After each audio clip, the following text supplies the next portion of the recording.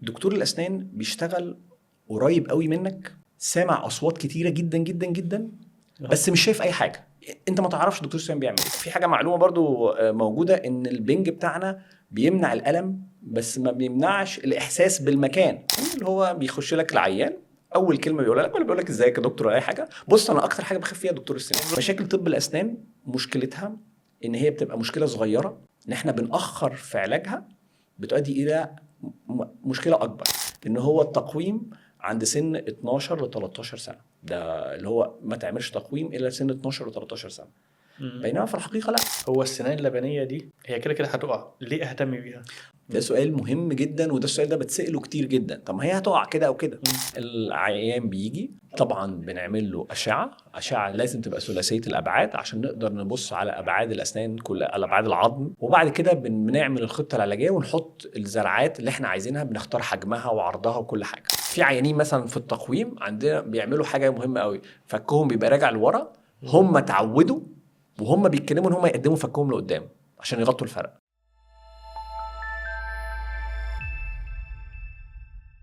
اهلا بيكم النهارده في موضوع من اهم المواضيع اللي بتهم الناس كلها، ويمكن موضوع منفصل خالص في الطب، ليه تخصص لوحده. بيبقى فيه مغالطات كتير، في براكتس مش واضح. فاللي هيكلمنا عنه النهارده حد استاذ جامعي. انا مش هقدر اعرفه لان هو برضو عنده خبرات كتيره جدا، هسيبه هو يعرفنا بنفسه. رحبوا معايا بدكتور احمد مدحت. ازيك يا دكتور احمد؟ ازي اخبارك حضرتك؟ ايه؟ كله تمام الحمد لله. انا عايزك تمام. الاول تعرف الناس بنفسك. ببساطه شديده انا اسمي احمد مدحت التمامي، انا مدرس في كليه طب اسنان القصر العيني، وعندي عياده، يعني بنفتح كذا مركز لعيادات، وابتديت اشتغل في اسنان من 2007 بالظبط. هل دراسة طب الأسنان ده كان اختيارك من الأول؟ كنت عارف إن أنا عايز ده ولا جه إزاي؟ بص، هو بصراحه كانت خناقه، عشان انا عيلتي كلها كانت طب بشري، وانا اللي قررت ان انا اروح ناحيه طب اسنان. وهي سبحان الله الدنيا مشيت. يعني انا ما كنتش عارف اللي انا فيه ده دلوقتي، ولا كنت عارف ان انا هشتغل ايه ولا اي حاجه، والدنيا مشيت كويس والحمد لله على هذا الاختيار. طبعا طب اسنان دراستها يعني اسهل شويه من طب بشري كماده، بس ميزتها الكبيره اللي بتختلف منها عن طب بشري ان هي الخريج بيبقى اوريدي عنده يعني تمرين شويه يقدر يبتدي يشتغل، بعكس طب بشري هو انت بعد لما بتخلص طب بشري لسه بقى تبتدي تشتغل. فهي ده الفرق الكبير، ان هي كليه عمليه وبنتعلم فيها من بدري شويه. طب وليه كانت خناقة؟ خناقه طبعا، ان في ناس يعني العيله كانت عايزه لا نكمل طب كل الكلام ده. انا بصراحه يعني في الفتره دي كنت حاسس ان انا مش هبقى قد الحمل بتاع طب بشري، بس سبحان الله انا رحت طب اسنان، يعني عملت مجهود اكتر بكتير قوي من اللي انا كنت متوقعه، فالحمد لله ترتبت على الدفعه، كنت الثالث على الدفعه تراكمي، وتعينت بقى وعملت مجهود كبير قوي، اللي هم دلوقتي بيقولوا طب ما انت كنت تعمل مجهود ده في طب يعني. بس الحمد لله طبعا، الحمد لله على كل شيء. طب حياتك شكلها ازاي بره طب الأسنان وبره الأسنان؟ بتعمل ايه في حياتك غير بص، انا هقول لك انا حاجه، انا يعني هكلمك بصراحه. اول لما اتخرجت كنت يعني مركز قوي موضوع الكارير، موضوع اللي هو ما كنتش باجز خالص، كنت بشتغل كتير جدا. بعد عارف ان هو في ناس دايما بتقول لك ايه، كل 10 سنين من حياتك كده اتسافيز في الشغل يعني. صح. فبعد اول 10 سنين ابتديت اقول لا، هو لازم ابتدي اشوف يعني حياتي الشخصيه شويه. بلعب رياضه الحمد لله دلوقتي، بحاول افضي وقت شويه ليا ولعيلتي طبعا. بحاول يعني، مش عارف هم اسالهم بقى، هم يقولوا لك انا ناجح ولا مش ناجح، عشان يعني الحمد لله هم مش موجودين عشان يردوا عليا الحمد لله. بص، انا حبيت ابتدي معاك بحاجه بره الاسنان، لان انا شخصيا من الناس اللي بتخاف من دكتور السنان. فهل انا بس ولا ده حاله شائعه ناس تاني بتخاف من دكتور السنان؟ وايه ردك على الناس اللي بيخافوا من ان هم يروحوا يكشفوا اصلا؟ بص، هو المشكله دي مش حاجه نادره، دي حاجه شائعه، واوحش حاجه طبعا هي بتحصل وبتحصل لنا كتير، يعني اللي هو بيخش لك العيان، اول كلمه بيقولها لك ولا بيقول لك ازيك يا دكتور ولا اي حاجه. بص، انا اكتر حاجه بخاف فيها دكتور السنان بالظبط. فاللي هو طب انا هبتدي اتكلم معاه ازاي؟ يعني بحاول افتح معاه يعني اي حوار، بيبقى خايف جدا. الخوف من الاسنان ده خوف شائع. في ناس زي يعني هي نوعين من الخوف اقدر اوضحهم.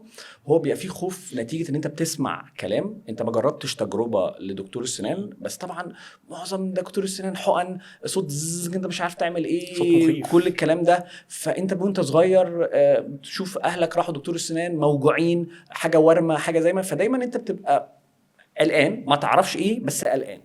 صح. لو الخوف ده لو انت ما تعرضتش لتجربه في خلال الوقت ده، للاسف كل اللي بيتبقى معاك هو الذكريات دي، فيبتدي يبقى خوف قوي. خوف انت قلقان، انت اصلا قلقان وانت عمرك ما رحت دكتور سنان. في ناس اصلا بتبقى خايفه من دكتور السنان هي عمرها ما راحت دكتور السنان. ايوه ده اصعب خوف عندنا، ده اصعب خوف ان احنا نعرف نواجهه. في خوف التاني هو للاسف يعني بناء عن تجربه خاطئه، يعني مثلا رحت لدكتور سنان اتوجعت جامد، رحت لدكتور السنان، ودي ممكن تحصل لاي حد على فكره، يعني كل الدكاتره ممكن تخلق مثلا تعمل خلع، تورم بعديها شويه، حاجات زي كده.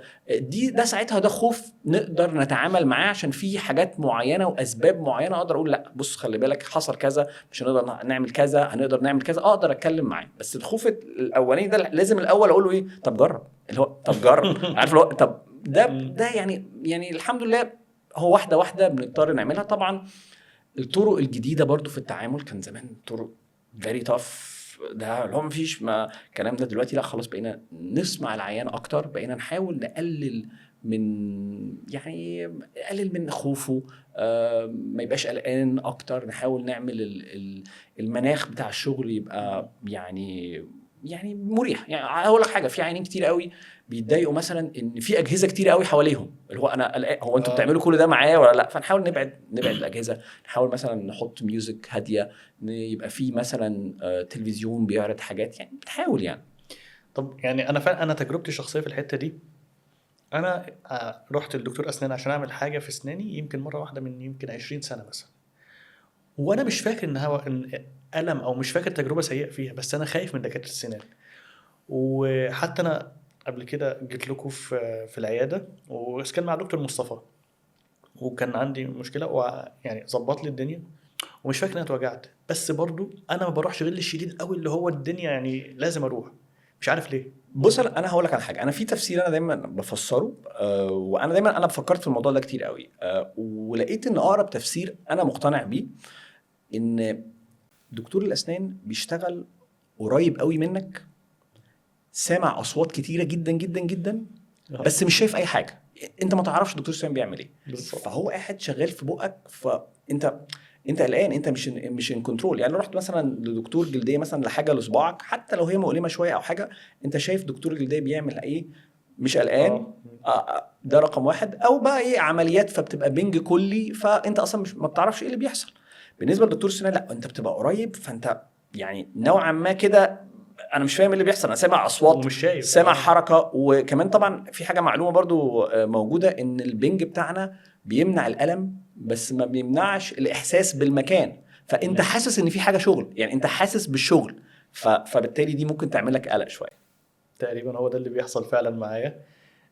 بس طب عشان حد زيي اللي هو بيخاف يروح لدكاتره السنان وما بيروح لهمش الا لو موجوع قوي، هل انا كده اللي بعمله ده خلاص عادي اقدر اكمل كده، ولا المفروض في فترات معينه الواحد لازم يروح يشيك على نفسه؟ بص هو للاسف هي الاسنان ده جزء من صحتك، هتهمل في صحتك عمرك ما تحس بيها دلوقتي، هتحس بيها مستقبلا. يعني هي للاسف انت بتاخر المشاكل يعني للمستقبل، تضرب في وشي مره واحده، تضرب في وشك. وساعتها زي ما بقابل عيان اقول له هو بص حضرتك احنا هنعمل 1 2 3 4، وللاسف انت ما عندكش اختيار تاني يعني انا مش بديك اختيار، هو ده الحل الوحيد. عايز تمشي بحاجه ثابته لازم هنعمل عدد زرعات، هنعمل كذا هنعمل كذا، ما عنديش حل تاني، مش هقدر اعمل لك اي حاجه تانية. مشاكل طب الاسنان مشكلتها ان هي بتبقى مشكله صغيره، ان احنا بنأخر في علاجها بتؤدي الى مشكله اكبر بحل اكبر. اي حاجه احنا بنعملها مهما كانت ليها عمر افتراضي، فلو واحد ابتدى من هو صغير قوي واسنانه متدمره جدا، وعملنا وظبطنا له اسنانه وعملنا كل حاجه، السنه عاشت 20 سنه 25 سنه، تعتبر دي حاجه كويسه قوي لدكتور السنان. بس بعد كده هيبقى هو ابتدى هو عنده 15 سنه، هو عنده 35 سنه ابتدى يبقى عنده مشاكل اكبر. بينما لو هو اهتم اكتر بالاسنان وعملنا المشاكل الصغيره، في مشاكل نقدر نعملها يعني في حلول نقدر نعملها وقائيه مثلا ممكن نعملها. في حلول تانية احنا ممكن نعملها تبقى تسوس صغير جدا، انا هعمله في 3 دقائق وده هيقعد بقى، مش هتقلق عليه خالص. اصبر توصل لعلاج عصب، اصبر توصل لخلع، اصبر توصل لزراعه يعني. طب برضو كحد خواف زي لو في معدلات المفروض كل فتره كذا تروح لدكتور يعني مثلا لو هي كل شهر قول لي كل 3 شهور ممكن، عشان انت بتخاف لو هي طيب. كل 3 شهور سيبها لي ل6 يعني. بص عشان انت بتخاف انا هقول لك كلام الكتب كل 6 شهور. اوكي. ليه كل 6 شهور؟ عشان كل 6 شهور ده بيبقى معاها مع الكشف بيبقى معاها تنظيف جير، عشان الجير بيبقى لازم ننظفه كل 6 شهور. في الحقيقة الكلام ده بيبقى مهم عند الأعمار الكبيرة وأقل أهمية في الأعمار الصغيرة. يعني كل ما نبقى أصغر ممكن أقول لك ماشي كل سنة ما عنديش مشكلة، يعني هنتجاوز عن الموضوع ده وكل سنة. بس لا هنعدي بقى الأعمار الكبيرة، لسه قدامك كتير يعني إن شاء الله يعني. لازم كل 6 شهور، ده حاجة ما فيهاش كل 6 شهور. طيب حضرتك قلت ان في اعمار كبيره وفي اعمار صغيره، هو المفروض حد غيري بقى، حد من اللي ما بيخافوش لسه هو صغير، يبتدي الناس تروح لدكتور الاسنان من سن الكام؟ بص هو خلينا نتكلم على حاجات كتير قوي. هو قبل السؤال ده احنا نقول هو اصلا المفروض واحد يبتدي يغسل سنانه وهو عنده قد ايه. اوكي. المفروض غسيل الاسنان بيحصل اول لما الاسنان تطلع. فساعات ناس تطلع الاسنان عاده بتطلع عن سن 6 شهور، بس الاطفال المصريين بيطلع متاخر شويه ممكن على 10 شهور او 11 شهر. لازم الام تبتدي نعلمها ان هي تغسل سنان الولد. ده كويس، ده رقم 1. ورقم 2 لو حصل اي مشكله او اي حاجه بنقدر ان احنا لو هي تلاحظ ولو حصل اي مشكله تروح لدكتور الاسنان. في للاسف ساعات ناس وهي صغيره قوي سنانها بتسوس جامد قوي وبتضطر وهي عندها سنه وسنه ونص وسنتين ان احنا نعمل لها نحشي لها اسنانها. وساعتها بقى عشان احنا هم بسن صغير قوي ما بنعرفش نتعامل، فساعتها بنضطر ان احنا ندخلهم بنج كلي. اول حاجه طبعا لو انت بتقول اول لما نلاحظ حاجه مختلفه لازم نروح لدكتور السنان يبص عليها. ده رقم 1. في بقى حاجات معينه تانية كمان مهمه. يعني ايه؟ في مثلا التقويم، ده اللي دايما بتسأل فيه وفي مجال تخصصي. هو مفروض انا اكشف على اولادي في التقويم امتى السن المناسب. في للاسف معلومات خاطئه، وللاسف في يعني هقول قله من الدكاتره بتردد الموضوع ده وبتكمله ان هو التقويم عند سن 12 ل 13 سنه. ده اللي هو ما تعملش تقويم الا سن 12 ل 13 سنه. بينما في الحقيقه لا، هو مفروض ان انا ببتدي اكشف على اولادي في التقويم وهم عندهم من 6 ل 7 سنين تقريبا. ليه؟ عشان في مشاكل كتيره قوي بتبقى ظاهره في الموضوع ده مجرد ان انا امنعها ما محتاجش تقويم. وابسط مثال خالص حد بيحط صباعه في بقه، ده اعتقد دي حاجه مشهوره جدا. خلاص لو كملنا العاده دي، وانا ساعات بيجي لي على فكره ناس عندهم 15 و16 و20 سنه وبيحطوا صباعهم في بقهم ومكملين. طيب لو جالي هو عنده 6 سنين في علامات معينه في بقه بتبقى باينه، بيبقى الاسنان ما بتقفلش كويس على بعض، كذا حاجه. في اجهزه احنا بنعملها، الفايده بتاعت الجهاز ده بس ان هو بيمنع ان العين يحط صباعه في بقه. تمام. طيب ايه اللي بيحصل بعد كده لما بننجح في الموضوع ده؟ عشان هو احنا لحقناه بدري بنلاقي ان اسنانه المشاكل اللي احنا شفناها لقيناها بتتصلح لوحدها، وتلاقي ان بقه بيرجع يقفل تاني طبيعي من غير اي تدخل. طيب هنصبر شويه، هنصبر لحد 9 سنين 10 سنين، ساعتها للاسف هنعمل الجهاز ده وهنضطر نتدخل شويه بالتقويم. هنصبر شويه، للاسف ساعات بتعمل مشاكل في الفكين، وللاسف بيبقى حلها عباره عن جراحه. يعني لازم اعمل تقويم جراحي عشان اعدل المشاكل ما بينهم. ده كل ده ايه؟ بحط صباعي في بق. يعني لو كل الناس لازم تركز في حاجه زي كده. فكل ما نلحق الحاجه بدري كل ما يبقى احسن. فاحنا بنقول من 6 7 سنين بس. على فكره مش معنى كده ان انت لو لاحظت حاجه عنده 5 6 سنين 5 ما تروحش. لا، لو لاحظت اي حاجه مختلفه روح، ولو مش عارف روح للدكتور وهو يقول لك. مفيش مانع ان انت تروح للدكتور يقول له ما عندكش حاجه، يعني مش هتخسر اي حاجه خالص ان انت تطمن، يعني دي حاجه مهمه. طب انا هرجع لموضوع التقويم ده تاني بالذات، لان انا عارف ان خصوصا حضرتك ده مجال الدكتوراه بتاعتك ومجال ابحاث كتير شغال عليها في موضوع التقويم. بس انا هرجع من اللي احنا كنا بنقوله، اللي هو الطفل بقى من هو صغير. في ناس عندها آه، سهل انها اسنانها تسوس كده، ولو هو طفل بنضطر ان احنا نعمل له حشو عصب حتى وبنج كلي. طب بعد ما عملت الكلام ده، عملت له حتى حشو عصب وبرضه بدأ يتلاحظ ان اسنانه بتسوس، هل هعمل حاجه ثانيه ولا خلاص اسيبه على كده ولا؟ لا، في حاجات تانية ممكن بتتعمل، يعني طبعا بيبان لنا الاول لو طفل اسنانه بتسوس من بدري، في حاجات احنا بنعملها وقائيه نقدر ان هو نشوف طب الاماكن اللي التسوس فيها ممكن يظهر ونبتدي نقفلها نسدها. احنا عندنا اماكن معينه التسوس بينتشر فيها في الاول. طيب الاماكن دي نقدر نعمل زي حشوه صغيره قوي رفيعه جدا من غير بنج من غير اي حاجه نقفلها، بحيث ان احنا نمنع ان يحصل تسوس تاني. ده رقم واحد. رقم اتنين، لازم مشكله ان الطفل ما بيغسلش اسنانه دي بتبقى مشكله، انا في رايي هي ليها شق من شقين. هو مشكله الطفل ان هو ما بيسمعش الكلام، ومشكله الاهل ان هم مش مركزين معاه. فلازم ندي زي كورس كده تعليمي، مش طبعا مش كورس انا قصدي، بس يعني لازم نقعد مع الاهل. خلي بالكم انتوا مسؤولين من الموضوع ده، لازم يغسل سنانه كويس، لازم لازم لازم لازم. خلي بالكم انت الحمد لله ربنا بيدينا اسناننا مرتين، السنان اللبنيه والسنان الدايمه.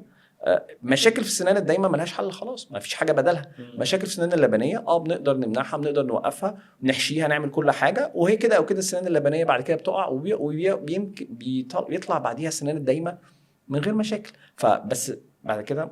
طب ما هو انا سؤالي هنا، هو السنان اللبنيه دي هي كده كده هتقع، ليه اهتم بيها؟ ده سؤال مهم جدا، ده سؤال مهم جدا، وده السؤال ده بتسأله كتير جدا. طب ما هي هتقع كده او كده. طيب الاسنان اللبنيه عندها يعني 3 حاجات مهمه جدا. اول حاجه خالص هي بتبقى الاداه اللي الطفل بيعرف ياكل بيها.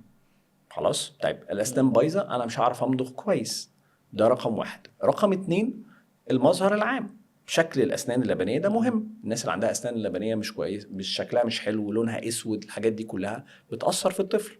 ورقم 3 وده من اهم الحاجات، ان الاسنان اللبنيه هي اهم حافظ مسافه للاسنان الدايمه. يعني ايه؟ احنا عندنا الاسنان بتطلع بترتيب. خلاص، هو للاسف ما بيطلعوش ورا بعض، مش من ورا لقدام ولا من قدام لورا، لا ده بيطلع الضرس الاخير اللي هو رقم 6 الاول، بعدين بيطلع الاسنان الاماميه، وبعدين بيطلع الضرس رقم 4، بعدين قصدي سنه رقم 4، بعدين سنه ناب، يعني ليها طريقه ترتيب. من غير وجود الاسنان اللبنيه بتخلي الاسنان دي تطلع، نلاقي مثلا الضرس رقم 4 طالع مكان الضرس رقم 3، عشان الضرس رقم 3 بيتاخر، عشان انا خلعت السنه اللبنيه او الناب اللبني بدري. في ساعات مشاكل بيبقى الطفل او بيجي هو عنده مثلا 12 13 14 سنه وخلاص بدل كل اسنانه، وفي مشاكل في اسنانه، فبقول له انت خلعت اسنانك اللبنيه بدري، بيبان نوع اللخبطه بيبان. فهو الاسنان اللبنيه دي هي اهم حافظ مسافه، لازم احتفظ بالمكان عشان اسمح بالاسنان الدايما هي تطلع مكانها. فاحنا عشان لان دايما بقى بعد كده لما بتطلع الاسنان الدايمه تلاقي بقى فعلا في اعوجاج في طلعه مش عارف، فكل ده كان يتحل لو انا محافظ على الاسنان اللبنيه. طبعا يعني في ناس كده او كده يعني في كده او كده مثلا مشاكل زي مشاكل ان الاسنان في عندك مثلا اسنان حجمها كبير والعظم حجمه صغير، في حاجات لا مش هنقدر نمنعها حتى لو حافظنا على الاسنان اللبنيه، بس نوعا ما في حاجات كتيره جدا لو حافظنا على الاسنان اللبنيه هنمنع تطورها في الاسنان الدايمه، فممكن ما نحتاجش اصلا تقويم. فما نحتاجش انا بالذات حته ان الاطفال يسمعوا، انا يعني هو ده التنمر الدائم في المدارس بيبقى على موضوع شكل السنان، وانت حاطط ايه واللي مركبه واللي عامله. بص ده جزء بقى مهم جدا. للاسف دلوقتي مع كل التطور، مع كل يعني كل التقدم بتاعنا، مشكله التنمر دي مشكله كبيره جدا، يعني صح. مشكله كبيره جدا. وللاسف الاهالي يعني ما بتواجهش اهتمام او ما بتركزش فيها قوي، او بتشوف الشكوى بتاعت طفلها ممكن ساعات ما بتبقاش يعني ما بتواجههاش مواجهه كبيره. بس مش بس الاهالي، للاسف كمان المدارس كمان ساعات بتبقى سلبيه جدا. انا اعرف مدارس يعني من اكبر المدارس وناس صحابي ولادهم فيها واضطروا يغيروا المدارس من كتر ما بقى في تنمر. يعني فهو التنمر ده مشكله كبيره مالهاش علاقه بس بالاسنان، بس هي مشكله كبيره. بس انا هديك رقم مهم جدا، رقم 88. ده ايه بقى؟ 88% من الناس من الاطفال اللي اسنانهم مش مظبوطه بيتعرضوا لتنمر. ده بالابحاث. وان في دراسه اتعملت حتى في الاردن بتقول ان رقم 1 من الاسباب اللي الناس بتتنمر على الناس تانية بتبقى الاسنان. فلازم نركز في الموضوع ده. لو حد عنده مشكله يعني لازم نركز فيها ونعمل. انا ساعات في على فكره في مشاكل عندنا في الاسنان انا بقولها صراحه، والابحاث بتقول في عندنا مثلا مشكله زي ان الفك كبير، في ساعات الفك اللي فوق بيبقى اكبر من الفك اللي تحت. كل الابحاث بتقول ان انا لو اتدخلت وعند الطفل هو عنده 9 سنين ولو صبرت شويه واتدخلت وهو عنده 11 او 12 سنه مفيش فرق ما بين الاثنين. الاثنين هيؤدوا لنفس النتيجه. خلاص. فما كانش المفروض استنى ل 11 سنه بقى. لا خالص. لو انا اتدخلت دلوقتي هو الطفل جاي 9 سنين انا ممكن اقول له خلاص روح وتعالي لي بعد 3 سنين. خلاص. وفي الاخر هوصل لنفس النتيجه لما يبدل كل اسنانه. خلاص. بس بسال الاهل سؤال مهم جدا، هل بيتم التعرض لمضايقات في الموضوع ده ولا لا؟ لو قالوا لي بيتعرض هقول لهم بصوا، بقول لهم بامانه، بقول لهم انا لو دخلت دلوقتي او دخلت هو عنده 11 سنه مفيش مشكله، هوصل لنفس النتيجه. بس اثناء الوقت ده وقت تكوين الشخصيه بتاعه.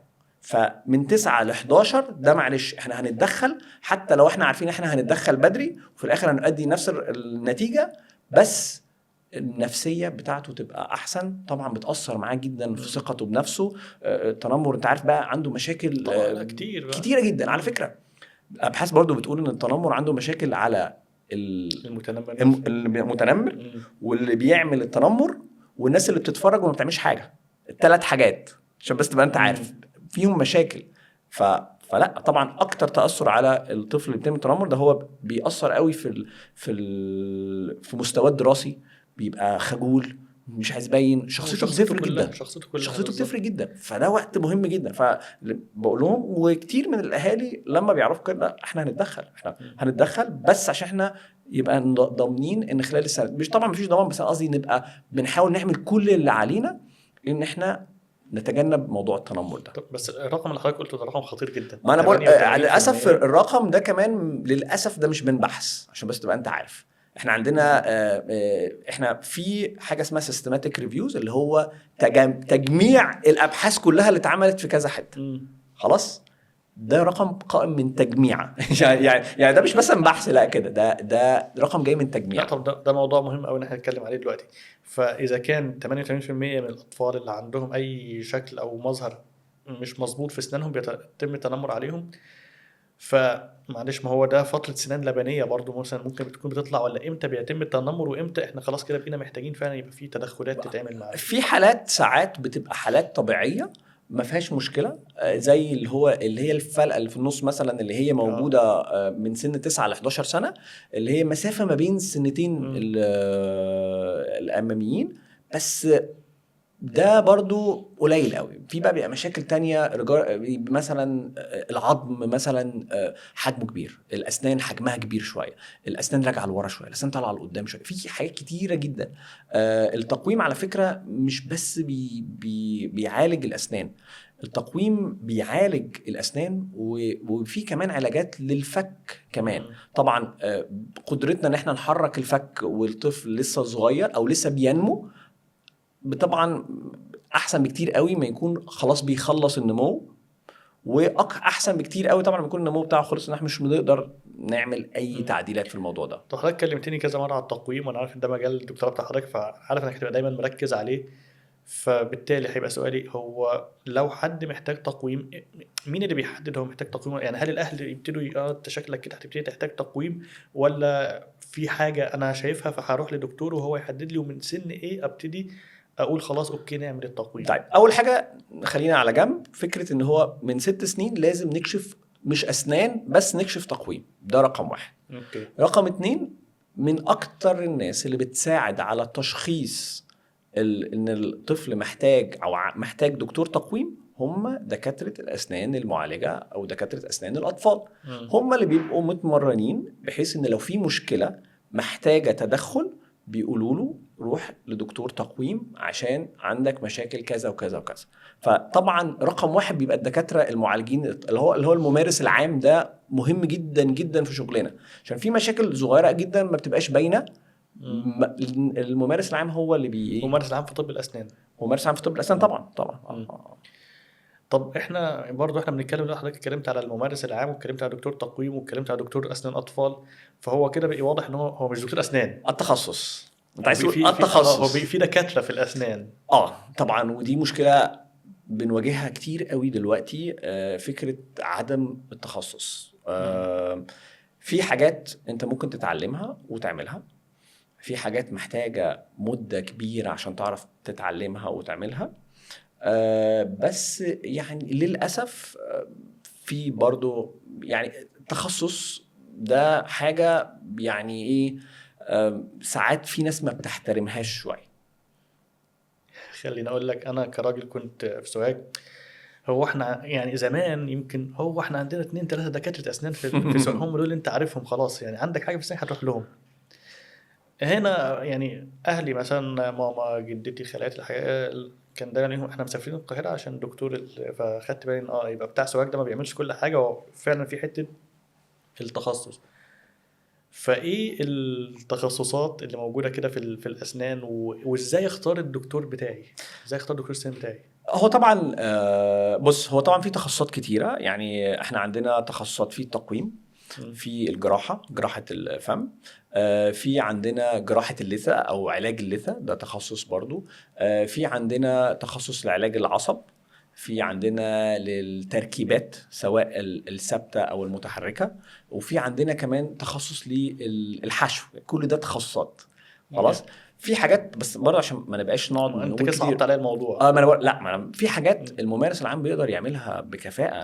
انا مش بقول ان الممارس العام لا، في حاجات كتيره قوي ممكن في كل التخصصات دي الممارس العام يقدر يعملها، بس في حاجات لا بتبقى عايزه تدخل متخصص.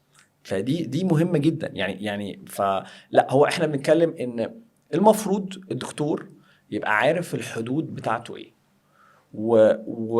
بس انا عارف مفيش دكتور بيقول ما اعرفش. لا، هو كلمة معرفش المفروض تتبدل بيها يعني هبعتك للمتخصص. يعني فاهم انا قصدي؟ بس لا، احنا طبعا يعني بنضغط على حاجة. يعني انا عارف، بس هي الفكرة كلها. بص فكر فيها بطريقة تانية. يعني هو المتخصص في شغله اكيد هيعرف يعمل زي مثلا علاج العصب. اديك مثال مثلا عشان هو ده برايا شغلي والحمد لله انا ما بشتغلوش. طبعا دكاتره الاسنان هتعرف يعني ايه الاخبار الدنيا عامله ازاي. دكتور علاج العصب هو اشطر مني في موضوع علاج العصب، فهيقدر يعمل خدمه للعيان احسن. بس مش بس اشطر واسرع، يعني هو اشطر واسرع. فلا طبعا لازم لو في تخصص او في حاجه معينه انا حاسس ان انا مش هقدر اعملها لازم ابعتها للمتخصصين. طب حضرتك قلت دكاتره الاسنان بالذات هيعرفوا انا بتكلم على ايه، واضح ان في مشاكل معينه. لا انا بكلمك عشان علاج العصب، لا دي حاجه شخصيه بيني وبين بتوع علاج العصب. يعني لو يعني حاجه بص شغلانه علاج العصب دي يعني ربنا يكون في عونهم. يعني انا لا يعني حاجه صغيره قوي. بص مش نخش في الموضوع ده اللي هو يعني ربنا يكون في عونهم وخلاص. طب حضرتك التخصص بقى بتاع حضرتك بالظبط ايه؟ تقويم ولا حاجه تاني؟ انا تخصصي تقويم. وكمان لحسن الحظ عندي ان انا اتحطيت في فرصه من وانا لسه صغير ان انا اشتغل في زراعه الاسنان. بشتغل تقويم وزراعه الاسنان. طب يعني انا هبقى عايز اتكلم على التقويم، او اتكلمنا عن التقويم، بس هبقى عايز اتكلم على زراعه الاسنان اكتر. بس انا افتكرت برضو حاجه دلوقتي، ان وانا صغير عملت حشو اسنان.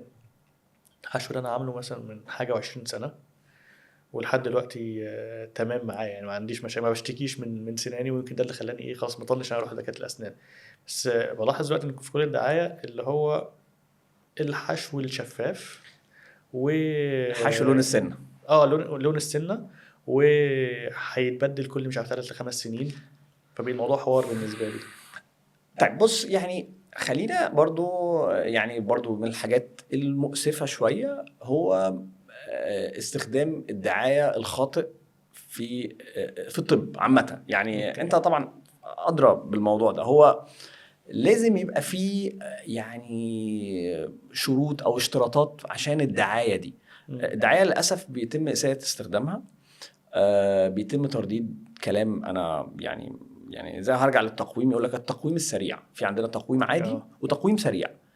العلم كله بيقول مفيش حاجه اسمها كده. في امال ايه حاجات، المصطلح اللي طالع ده؟ المصطلح اللي طالع ده انا ببتدي بعمل لك حاجات، وبعد مثلا 6 شهور بفك لك.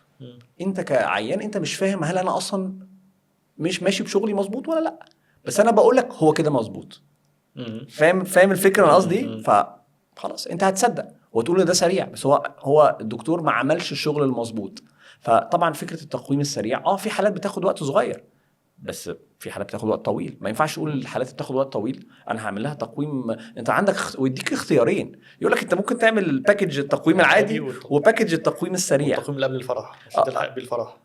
المشكله كبيره. انا يجي لي حد فاضل له شهرين على الفرح ويقول لي اعمل لي اسناني او ظبط لي اسناني. اقول له ازاي؟ يعني هعمل ايه؟ وخلي بالك في حاجه مهمه جدا، تعملوا التقويم السريع بقى اللي بيقولوا عليه. اعملوا تقويم في حاجه بقى مشكله كبيره في الموضوع ده، ان في ناس بتعتقد ان انا مثلا بحرك السنه بدرجه معينه. طب لو حركتها يعني عملت قوه اكبر شويه هتتحرك اسرع.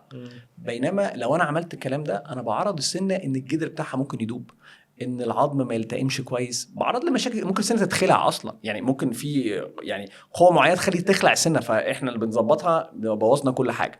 فللاسف الناس بتفتكر ان بتيجي لي بعد قبليها بشهرين. للاسف بقول لهم انا مش هقدر اعمل لك حاجه. يعني قبولي للعيان ده انا كده بظلمه وبظلم نفسي، مش هقدر اعمل له حاجه. طب انا ممكن بقى ندي باك جراوند او ندي خلفيه عن التقويم ده، ايه اللي بيتعمل فيه، ايه التقويم وايه اللي بيتعمل فيه لان حضرتك شرحت حاجات دلوقتي، وهو في قوه بنشد بيها السنه نوديها في وضع معين.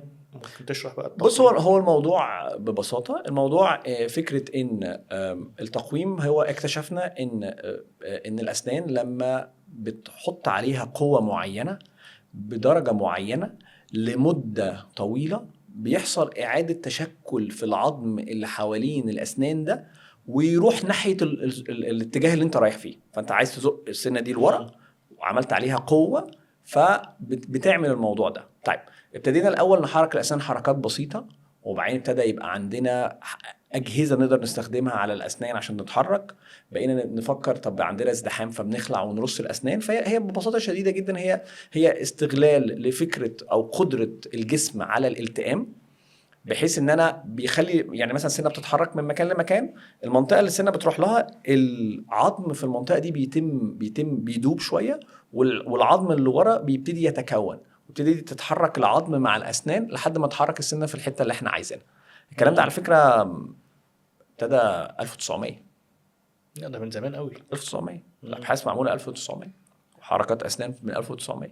طب انا بشوف حاجات بقى، حالات يعني غريبه، السنه طالعه في نص البق يعني هل ده تقويم برضو ولا ده كده محتاج اعاده تركيب بق؟ لا في حاجات كتيره، وفي اسنان كتيره، وفي اسنان ما بتطلعش، في حاجات كتيره فوق ما انت متخيل. وطبعا الحمد لله حسن حظي وجودي في مكان زي القصر العيني، فهو يعني كل المشاكل الكبيره بتتجمع فيه. يعني بص، حاجات لا تحصى، يعني حاجات مشاكل كتيره قوي لا تحصى. في حاجات بنقدر نحلها، في حاجات ما بنقدرش نحلها. بس في حاجات يعني في الموضوع نقدر وما نقدرش، دي فيها ليميت. يعني دايما انا عندي دايما مشكلتي دايما في التوقعات. يعني العيان بيجي لي اسنانه فيها مشاكل، هقدر اظبطها له. مشكلتي معاه هو في توقعاته. انت متوقع ايه النهايه؟ في ساعات ناس بيبقى عندها توقعات غير طبيعيه، يعني اللي هو انا هخش اسنان كده هطلع بالطريقه دي وتصرف. فانا يعني انا اكون فرحان وواصل بالنتيجه اللي انا عايزها كويس، بس هو لسه عايز يكمل اكتر.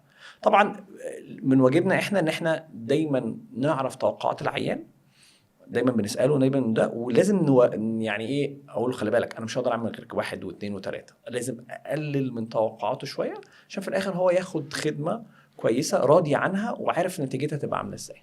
طب انا فعلا كده بقيت عايز افهم البروسيس او العمليه بنمشي فيها ازاي.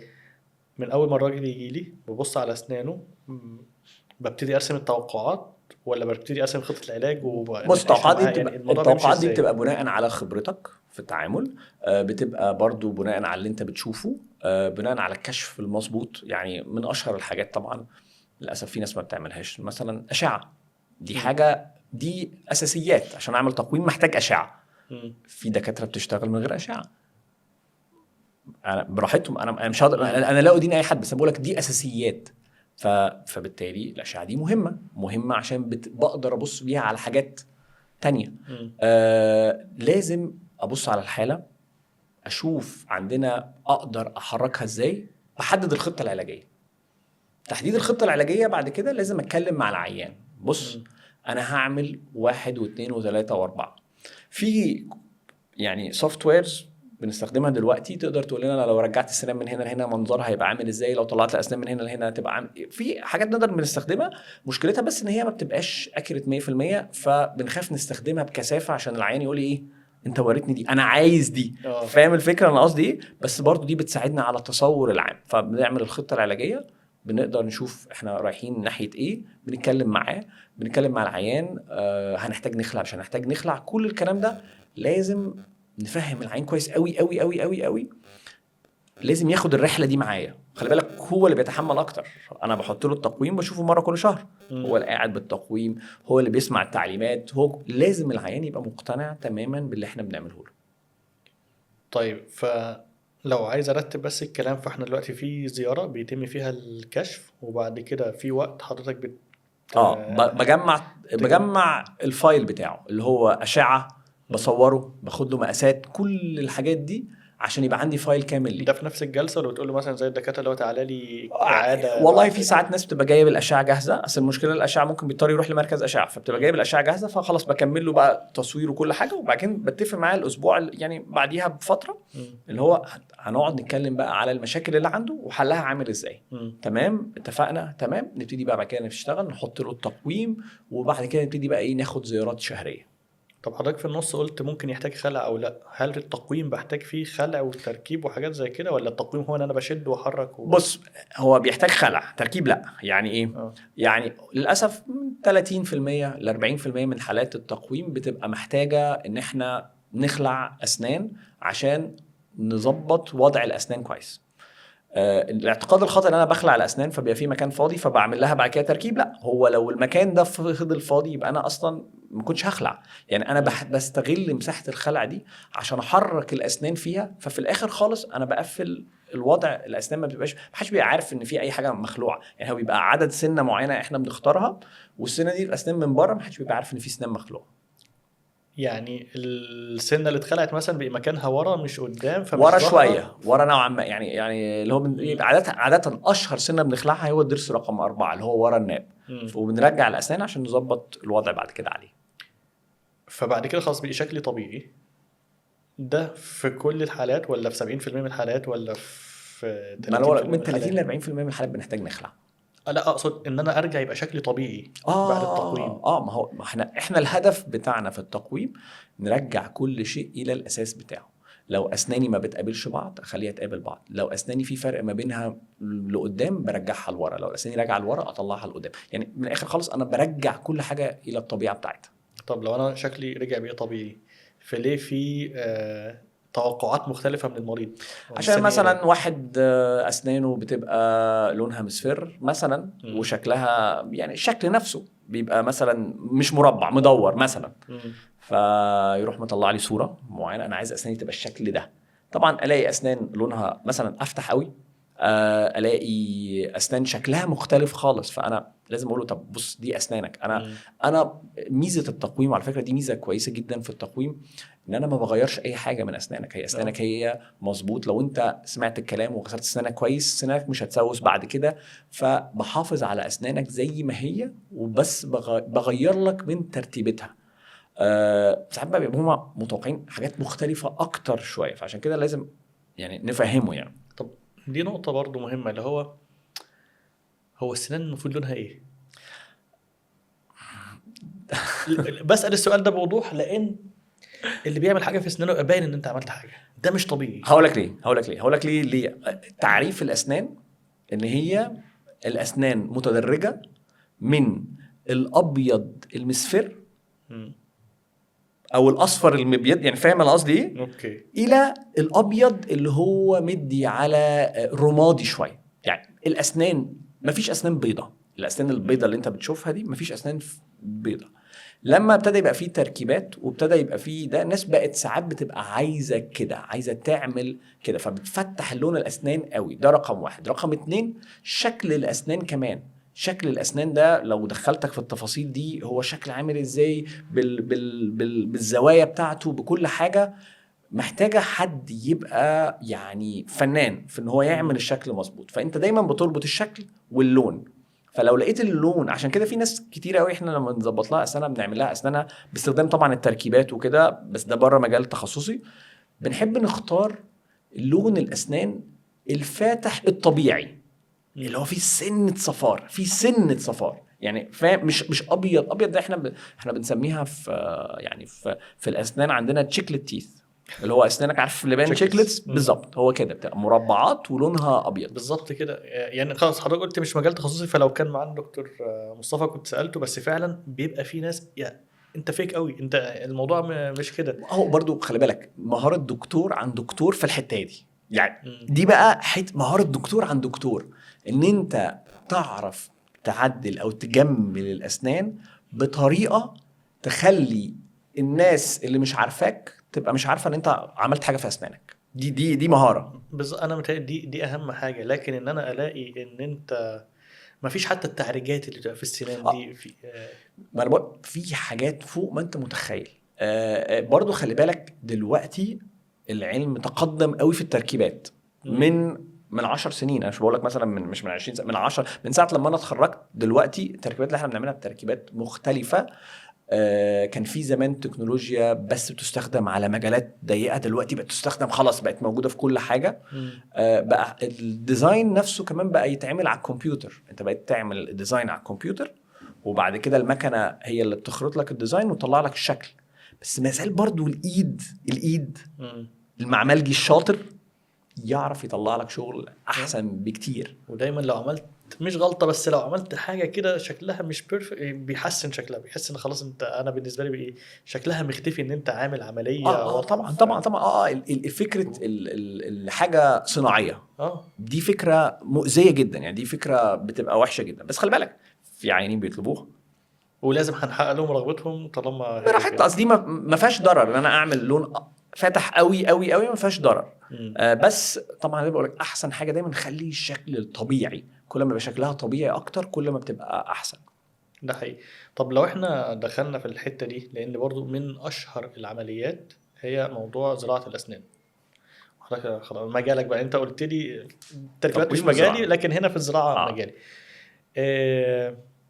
ايه عمليه تركيب الاسنان؟ يعني ايه العمليه دي اصلا؟ بص، هو الزراعه هي او زراعه الاسنان. زراعه الاسنان مبدئيا هقول لك حاجه، قصه طريفه. يعني هم اصلا اكتشفوا اصلا زراعه الاسنان دي ازاي بقى؟ اكتشفوها بالصدفه. كانوا بيعملوا عدسه معموله من ماده معينه اللي هي التيتانيوم، بيشوفوا بيها العظم الارنب بينمو ازاي او حاجه زي كده، فبيضطروا ان هم يزرعوا العدسه دي في العظم. وبعد كده بعد كده بقى خلاص، يعني طبعا انت عارف بقى الحاجات الابحاث على الحيوان بيضطر بعد كده ياخدوا الحيوان ويشرحوه ويعملوا الكلام ده. فالراجل كان عايز عدسه بتاعته، يعني هو خلص بقى وعايز العدسه بتاعته.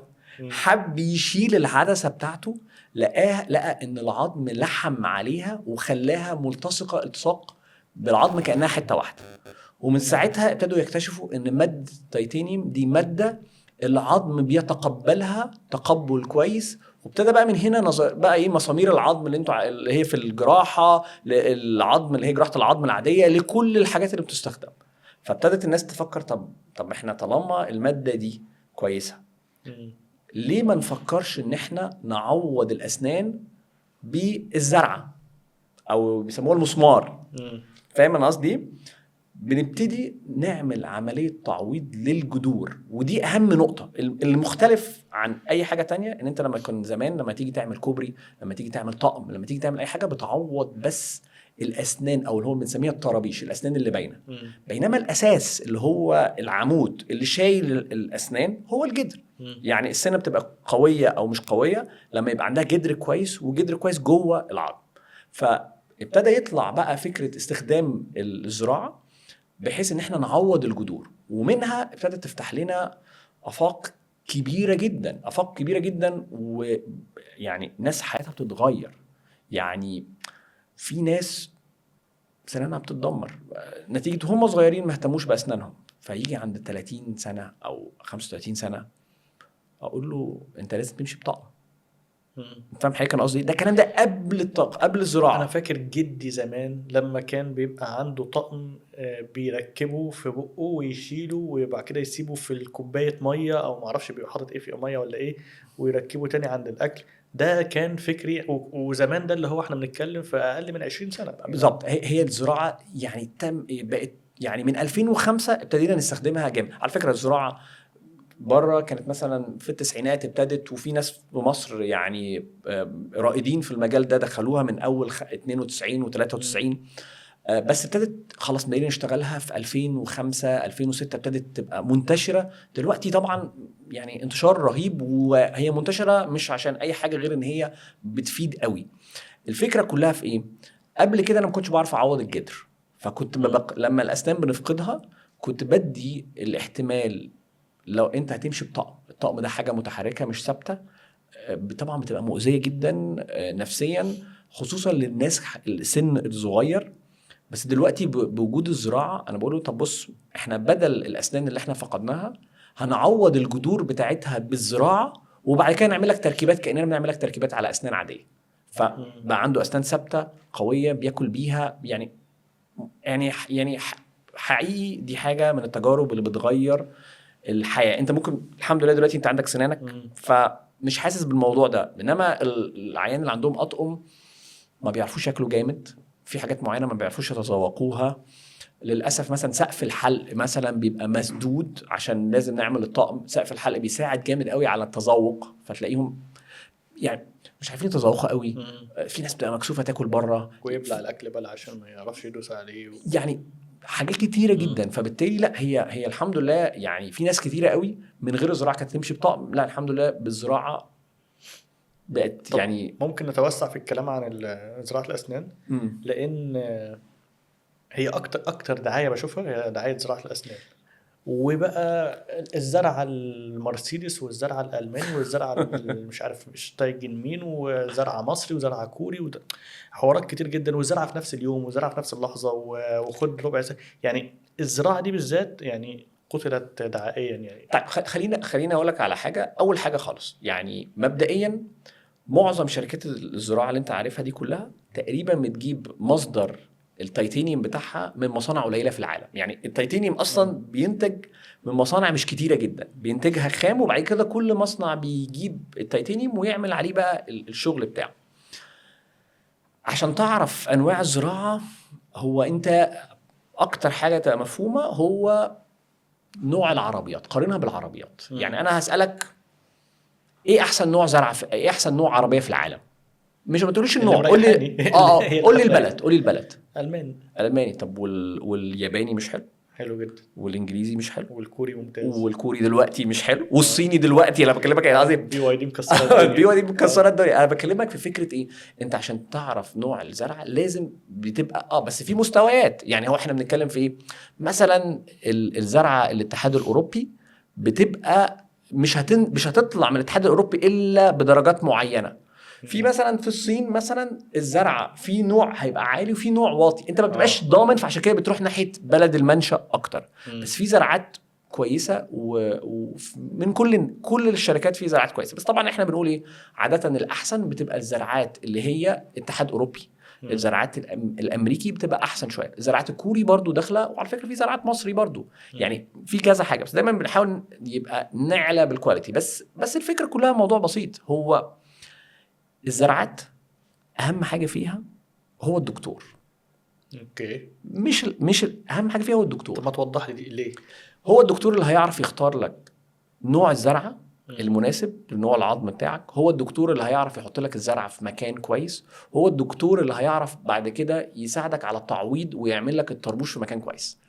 نوع الزرع ده جزء مهم طبعا، احنا بنحب دايما نشتغل بحاجات كويسه، بس الدكتور في العامل ده مهم اكتر. يعني نسال هل الدكتور بيعرف يعمل الزراعه الاول، وبعد كده نسال ماركه الزراعي.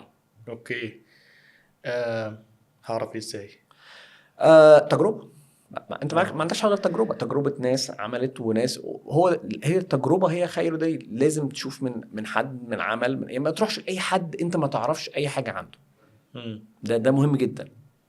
يبقى انا لازم هدور في الريفيوهات بتاعه الدكاتره ورأي الناس فيهم، بس الموضوع متعب، بس لان هي بتتعمل مره او مرتين فمحتاج التعب تقريبا. محتاج تتعب شويه ويسال. على فكره مفيش مشكله انت تسال الدكتور، قول له هو نوع الزرعه المقدمه عندي ايه، وعادي ممكن يقول طب ليه ما تستخدمش النوع ده. اقول له مثلا انا بعمل ده وبعمل ده بس ممكن هيبقى تكلفته اعلى شويه عليك، انا مش عايز اعلي التكلفه عليك فانا استخدم ده، بس انت لو عايز الزرعه دي استخدمها لك، انا ما عنديش مشكله خالص. احنا ممكن اي دكتور ممكن يحط اي نوع زرعه هو عايز يحطها. هي الفكره بس كلها هو دايما بنقعد نحسبها، بنحاول نوصل لاحسن كواليتي باحسن سعر برضو للعيان.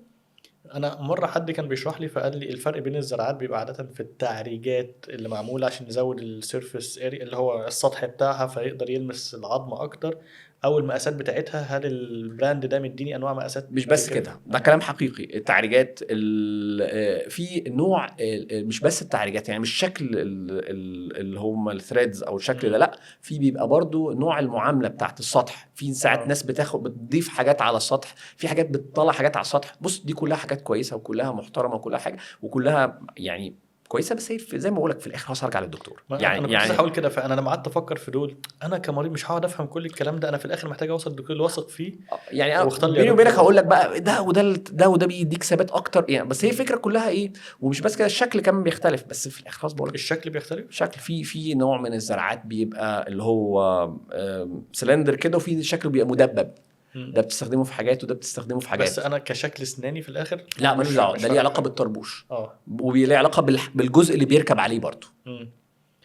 فخلاص هو فعلا كده في الاخر انا الدكتور. اختار الدكتور اساله. طب هسالك سؤال وعايز اجابه صريحه شويه، هل حضرتك بتستعمل نوع واحد ولا كذا نوع وفي فرق بينهم سؤال محرج قوي بقى، ما توقعتوش. ولو قلت لي ان في فرق بينهم هقول لك طب بتختار الاغلى ولا الارخص وبناء على ايه، ولا سايبها للعيان يعني؟ بص انا هقول لك على حاجه. هو طبعا انا بستخدم في الاساس من ساعه لما انا زي ما اقول لك الحمد لله انا تعرضت لموقف كده كان غريب، ظروفي كانت غريبه شويه، واستاذي اللي هو دكتور عمرو زهران، ولازم يعني اقول له الموضوع ده عشان هو الراجل ده يعني علمني كتير قوي، فلازم افتكره في الموضوع ده. من وانا في امتياز اتعلمت ان انا ازرع قبل ما انا اتعلمت احشي اسنان يعني فكانت حاجه بالنسبه كانت غريبه شويه. انا بستخدم نوع زرع انجليزي وهو اللي علمني ازاي استخدمها، ولحد دلوقتي بستخدمها وهي بتديني الكل اللي انا محتاجه. دلوقتي طبعا ده نوع اتحاد اوروبي، فدلوقتي انا يعني هو زرع انجليزي بستخدمها وبقول للعيانين، وعاده معظم العيانين بتختار ده. دلوقتي لو في حد عايز تكلفه اقل شويه بقترح نوع زرعه تاني، وهو بيبقى عارف النوع ده راكب او النوع ده راكب. طب حلو بقى، حضرتك ممكن تقترح عليه نوع زرعه ارخص. ايوه. هل وبجد في فرق بين الزرعه الانجليزي دي عن الزرعه التانية الارخص كنتيجه في الاخر؟ بص في حاجات انا ممكن ما اشوفهاش، يعني انا قصدي يعني هي في، بص هو في حاجات بتنتج عن ثقه يعني انت زي ما بقول لك، انت بتتكلم على عربيه مثلا الالماني والعربيه الكوري دلوقتي كمقارنه ما بينهم قريبين قوي من بعض، بس اقدر استخدم يعني هقدر اوصل بيهم للي انا عايزه، بس في حاجات تكلفتها اعلى.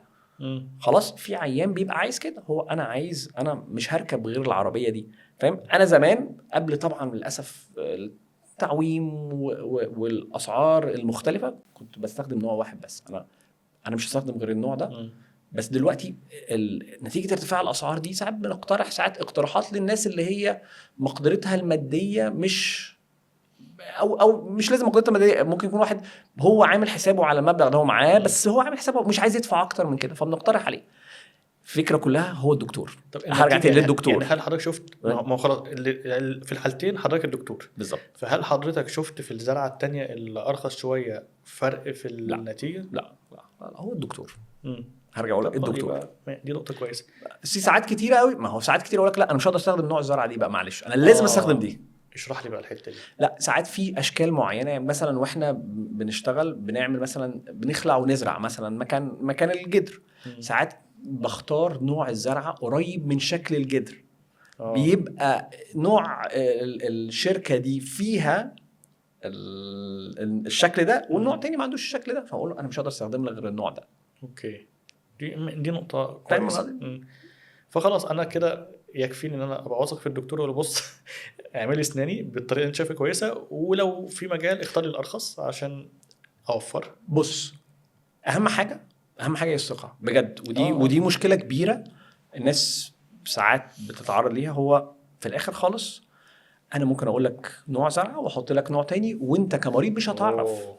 اوكي ايوه صح. فاهم انا هتعرف ازاي؟ ملهاش شهاده ضمان بقى ليها شهاده ضمان. العلب ممكن تتحط مكان العلب، قصدي بكلمك يعني انا قصدي هتعرف ازاي؟ هتعرف بقى لما تروح لدكتور تاني وتاخد اشعه والدكتور يقول لك ده النوع، فالدكتور تجرب حاجات بتاعه النوع ده فما تلاقيهاش قصه. بس في الاخر خلاص هو الثقه. المواد اللي احنا بنستخدمها في طب الاسنان عامه تتدرج من انواع كتيره قوي وحاجات كتيره قوي، انا لو دخلتك في كل تفصيل انت مش هتقدر تعرفها. صح. بس هي الثقه، انت المكان ده ناس واحنا واثقين فيه بيطلع شغل كويس، ما بنشتكيش من الشغل بعد كده، وبيستخدم مواد كويسه. طب دلوقتي عايز اسال بقى على الزرعه الفوريه. تمام. انا دي بالذات بلاقي دكاتره بتأيدها جدا ودكاتره بتقول لي ده اشتغالات، ايه الصح؟ طب بص انا هقولك على حاجه، هو للاسف برضو ده كلام استخدم للدعايه جامد قوي. فكره الزرعه الفوريه، الزرعه الفوريه دي ببساطه شديده انت ما عندكش اسنان، ف بتخش بزرع لك وبعدين اعمل لك الطربوش عليها وتمشي وخلاص كده انت خلصت الشغل بتاعها. طبعا دي فيها مشاكل كتيره جدا. مشاكل انت ممكن بعد لما بتزرع بتلاقي ان اللثه بتتغير وضعها، فالطربوش النهائي اللي انت بتعمله ده بيبتدي مثلا جزء من الزرعه يبان. ممكن مشاكل ان انا خلي بالك ان السنان العظم محتاج ياخد وقت عشان يلقم حوالين الزراعه، فلو قعدت انت تستخدم جامد وقعدت تعض وقعدت تعمل فبالتالي ممكن الزرعه تبوظ اصلا نفسها. عندك مشاكل كتير جدا. فللاسف هي الزرعه الفوريه ممكن نعملها، بس لازم نعملها باشتراطات معينه مش متوفره لكل العيانين، وغلط ان احنا نستخدمها كاداه اللي هو ده اللي احنا بنعمله، هو ده اللي احنا بنعمله بس غلط. طب ماشي، يبقى ايه الحالات اللي لو متوفره في العيان ينفع له الزرعه الفوريه؟ نوع العظم. نوع عظمه هو نوع عظمه طبعا. هو مش كلنا عندنا نفس نوع العظم؟ لا طبعا، في ناس عندها العظم قوي وفي ناس عندها عظم ضعيف، يعني بيوصل لمرحله بعد كده اللي هي بقى الاوستيوبروزس او اللي هو تآكل في العظم اللي هو بيبقى موجود في عند للسيدات. نوع العظم مهم جدا، مكان الزرعه اللي احنا هنحطها، عدد الزرعات اللي هنحطها جنب بعض. يعني مثلا هحط زرعه واحده في مكان شايل حمل كبير، ولا احط 3 زرعات في المكان ده يقدر يستحمل. في حاجات كتيره جدا هل وانا بشتغل الزرعه ماسكه كويس في العظم ولا لا، ده حاجه تانية. في يعني عوامل كتيره جدا. استخدام مصطلح الزرعه الفوريه بس كمصطلح هو ده اللي احنا بنعمله بس، ده خاطئ جدا. في حاجات كتيره جدا لو ينطبق عليك هذا الشرط تعملها، لو ما كانش ما تعملهاش. وعاده كده او كده بتحتاج بعد كده تعديلات في الطربوش عشان وضع اللثه ممكن يختلف من بعد الزراعه 3-4 شهور بعد الالتئام. طب انا سالت على دي بالذات عشان طبعا من الحاجات المشهوره والظريفه جدا في موضوع السياحه العلاجيه، ان الراجل جاي خلاص تعالى هنشيل نحط والسلام عليكم. فلو مش يعني عشان بالذات ده اللي احنا بنتكلم فيه او مجال شغلنا، لو مش هينفع ان انا اعمل له الزرعه الفوريه دي وهعمل له زرعه تاني، فايه البروسيس برضو اللي الشخص هيمر بيها؟ هو بروسيس بسيط. هو العيان بيجي طبعا بنعمل له أشعة لازم تبقى ثلاثية الأبعاد عشان نقدر نبص على أبعاد الأسنان على أبعاد العظم. وبعد كده بنعمل الخطة العلاجية ونحط الزرعات اللي احنا عايزينها، بنختار حجمها وعرضها وكل حاجة. بعد كده بنشوف هل هو أصلا ينطبق عليه إن أنا أقدر أعمل له زرعة على طول ولا لا. وعاده لما بنعمل الزرعه الفوريه عاده بنعمل عليها طربوش مؤقت، ما بنعملش عليها طربوش دائم، عشان انا كده او كده هضطر ان انا اغير الطربوش بعد كده. خلاص طيب، لا ينطبق عليه الموضوع ده زي حالات كتيره يعني الاغلبيه يعني، عشان بس ساعتها بنعمل له زراعه، بنحط الزرعات جوه العظم، وعلى حسب انا عملت ايه يعني بصبر من 3 ل6 شهور تقريبا، وممكن ساعات في حالات معينه اكتر شويه على حسب الاجراء اللي احنا عاملينه. وبقول له بعد كده. طب الزياره الاولانيه دي كان محتاج ان هو يبقى موجود في البلد لمده قد ايه؟ يومين 3. يومين 3 بس. يومين 3 بس يعني، ممكن يوم على فكره يعني، ممكن يعمل اشعه ويعمل كل حاجه، بس في ساعات بيبقى حد عايز لو في جراحه او في اي حاجه يبقى مطمن ان الجرح ابتدى يلم، مش قلقان، كل الحاجات دي. بس اول جلسه يومين 3. هتبقى الجلسه الثانيه اللي محتاجين وقت اطول. هيعمل ايه في الجلسه الثانيه وليه هيقعد وقت اطول؟ هيعمل تركيبات بقى. هو انا بعمل ايه؟ انا بزرع عشان احصد بقى. الحصاد بتاعي ان انا اعمل ايه؟ ان انا يبقى عندي تركيبات شكلها حلو، المعمل بياخد وقته ان هو يعملها، يعني الوضع الاسنان نعرضها على العيان، نوري له الشكل، يكون عايز عنده تعديل نعملها له، وخلاص بقى انت ماشي بالاسنان دي طول عمرك، فلازم تبقى انت كمريض راضي عنها بنسبه 100%. فساعات بتاخد وقت، فساعات ممكن نقول ايه 5 ايام لاسبوع مثلا في الحدود دي. وطبعا يعني زي يعني تعويض الاسنان ده بقى بره مجالي شويه يعني. دكتور ما هو لو كان معانا دكتور مصطفى كنا اتكلمنا فيه هو بقى اللي بيمسك الموضوع ده بقى يتولاه. اوكي طيب. انا عايز اتكلم في حته، انا عارف انا برضو بتبقى كريتيكال دايما، بس من اكتر الحاجات اللي انا بشوف فيها مش مال براكتس بس يعني دعايه انت وحظك يعني، هو موضوع الاسنان. وتلاقي بقى الزرعه مش بس الزرعه الفوريه، الزرعه 2 جنيه والزرعه الكذا والكذا وهعمل لك وبيض لك طب خلينا نتفق على حاجه. خلينا نتفق ان اصلا نظام الدعايه في مصر هو خاطئ يعني. نتفق عليه ولا لا؟ اكيد. البلاد يعني المتطوره بتمنع الدعايه المرتبطه بالسعر. مفروض ان انا كحاجه طبيه، طبعا اي حاجه تانية طبعا اكيد، بس كحاجه طبيه ما ينفعش ان العيان يبقى رايح ناحيه السعر. انا بقول لك على فكره طبعا كل واحد من حقه يبص على احسن سعر واحسن حاجه. انا لا ادين المريض من حقه يعمل كل حاجه، هي اسنانه، هو قراره، هو كل حاجه. انا بدين فكره الدكتور اللي بيحاول يجذب العيانين باسعار ساعات بقول هي غير منطقيه، ويحط مستويات اقل من المطلوبه، ويعتمد على فكره هو العيان عارف ان هو جاي بياخد حاجه رخيصه فمش هيتكلم. دي بتبقى مشكله. لازم يبقى فيه يعني لازم يبقى فيه تعديلات للدعايه. لازم الحاجات دي لازم تبقى واضحه، مهمه جدا. لازم يبقى فيه توعيه للعيان. طبعا المريض لازم يبقى ده، والحمد لله دلوقتي السوشيال ميديا والحاجات دي مش سايبه اي حاجه، بس طبعا هي عندها معلومات كتير قوي، في ساعات صح وحاجات غلط، بس على الاقل ما بيجريش عيان جاهل بالوضع. انا عندي عيان عنده معلومات، ايوه، بشوف بقى المعلومات دي صح ولا غلط واحاول اظبطها. بس طبعا الدعايه بالزرعه الفوريه بان احلامك بنحققها لك من كده وكل حاجه، لا، احنا في الاول في الاخر دكاتره. ده ينفع لك هعمله لك، ما ينفعلكش مش هعمله لك. انما هعمل لك بس عشان تاخد بعضك وتسافر وتمشي من الناس اللي مش قاعده، وانا بعد كده مش هعرفك، لا ده غلط. على فكره ده ممكن ياخدني لسؤال كانت سلمى فعلا بتساله، وهي كاتبه لنا بعض الاسئله. بتقولي هو هل اللي احنا بنحكي فيه ده كله في الاسنان دي حاجات رفاهيه ولا هي حاجات اساسيه تتعمل؟ لا، هو مش رفاهيه. هو الاسنان في حاجات منها رفاهيه يعني. في حاجات مثلا واحد اسنانه معقوله بس عايز اخلي شكلها احسن، اقول لك داخله في رفاهيه. بس في واحد انا مش عارف اكل باسناني، مش عارف يعني، اللي هو انا مش عارف، انا باكل الاكل بيبقى حجمه كبير بيتعب لي معدتي، مش عارف اكل. في مقياس كده مهم احنا بنسيء استخدامه، او مش بنسيء استخدامه، مش مجهول بالنسبه لنا، بس ده مقياس بالنسبه لنا مهم. هو عندنا بره في الابحاث بره بيقيسوا حاجه اسمها quality of life، جودة الحياة. ده حاجة مقياس انت يعني اللي هو احنا عندنا جودة الحياة. لما اعمل لك الحاجة الفلانية هل جودة حياتك بتتحسن ولا لا؟ طبعا الحاجات دي مع الزراعه، حتى مع تغيير في الشكل. في ساعات ناس بتبقى حقيقي شكل اسنانهم مضايقهم جدا، اللي هو انا يعني ما بتبتسمش، بتحاول دايما في على فكره تخبي اسنانها. في عيانين، ودي احنا عندنا في عيانين مثلا في التقويم عندنا بيعملوا حاجه مهمه قوي، فكهم بيبقى راجع لورا. هم اتعودوا وهم بيتكلموا ان هم يقدموا فكهم لقدام عشان يغطوا الفرق. في عيانين شكل اسنانهم مش عاجبهم، اتعودوا اوتوماتيك وهم بيضحكوا ان هم يحطوا ايديهم على بقهم. صح. ده هتلاقي بيحطوا ايديهم على بقهم انا وبضحك. طيب الناس دي لما نظبط لهم اسم، حتى لو في نظر ناس تانية هو مش اولويه، يعني مش قلب ولا بس هيفرق في جوده الحياه بتاعته جامد جدا.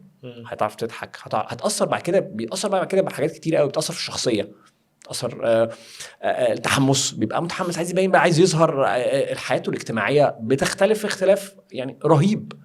بس برضو كمان انا احساس الواحد ان هو مش قادر يعمل حاجه ده بتبقى احساس صعب قوي.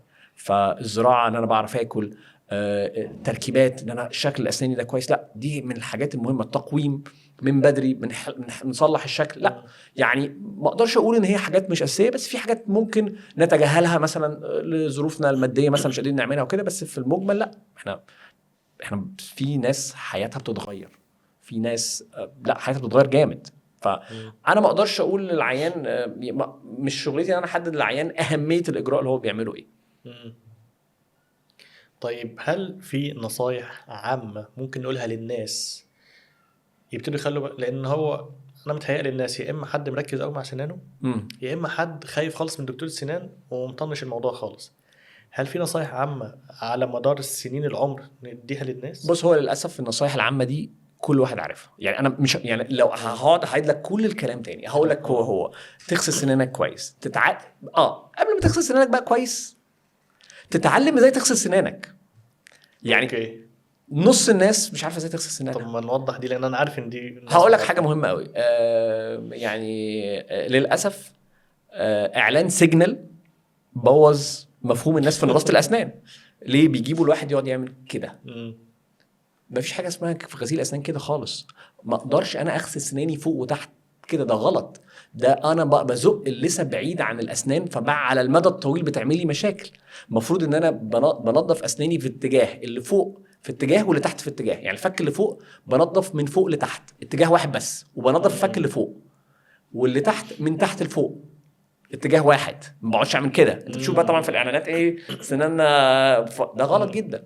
واللي ما يقدرش يعمل كده نقول له طب خلاص اعملها بدوائر، عشان الدايره بتيجي عند اللثه في المنطقه دي، ما تزقهاش لتحت. انما هنقعد نشتغل بالطريقه دي اللثه تبتدي ايه تبعد، يبتدي بقى عندنا مشاكل في اللثه بعد كده. ده رقم واحد.